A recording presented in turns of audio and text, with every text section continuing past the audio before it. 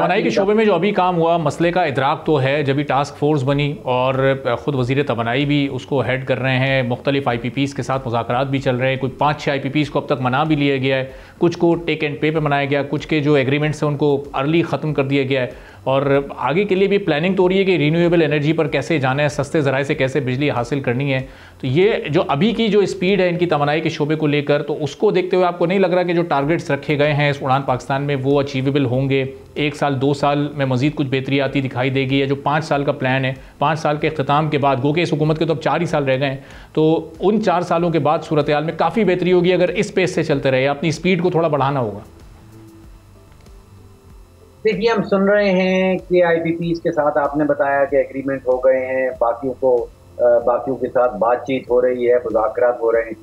मामला मुज़ाकरात का नहीं, मामला नताइज का है और नतीजा नज़र आना है आपके और मेरे घर, दुकान या ऑफिस के बिल के अंदर।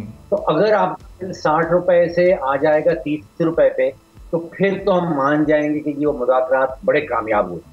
अभी मुज़ाकरात की खबर आ रही है, दूसरी कोशिशों की खबर आ रही है, अभी नतीजा निकलना बाकी है।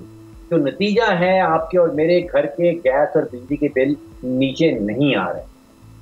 सही। और जो ऑन ग्राउंड रियलिटी भी है कि ज़ाहिर है जो एग्रीमेंट्स हुए हैं माजी में, वो उन जिन शराइत पर हुए हैं उन शराइत को भी इतनी आसानी के साथ शायद ख़त्म करना या तोड़ना इस हुकूमत के पास उसका शायद उस तरीके से मैंडेट या इख्तियार ना हो।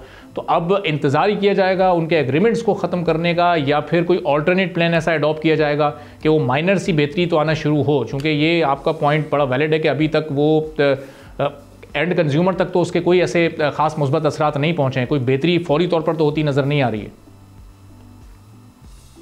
देखिए, एक तफरीक करना ज़रूरी है कि हम बीमारी की अलामात को दबाने की कोशिश कर रहे हैं या बीमारी का इलाज ढूंढ रहे हैं। अभी तक ख़ास तौर पे तवानाई के शोबे के अंदर जो आपने जिक्र किया कि 5 IPPs के साथ मुज़ाकरात तय पा चुके हैं, बाकियों के साथ बात हो रही है, ये बीमारी की अलामात को दबाया जा रहा है, दबाने की कोशिश हो रही है। जो असल बीमारी है वो चोरी है।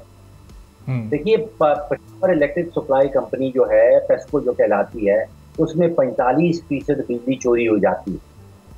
जो सखर इलेक्ट्रिक है उसमें तकरीबन 35% बिजली चोरी हो जाती है।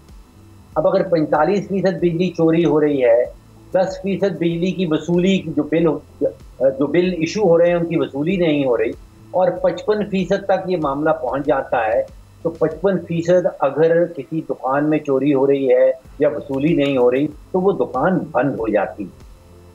तो यहाँ पे अभी IPPs के साथ जो नेगोशिएशन है, वो मैं ये समझता हूँ कि इस जुमरे में आती हैं कि आप बीमारी की अलामात को दबाने की कोशिश कर रहे हैं, आप बीमारी का इलाज नहीं ढूंढ रहे। सब्सक्राइब करें और बेल दबाएं ताकि कोई खबर रह न जाए।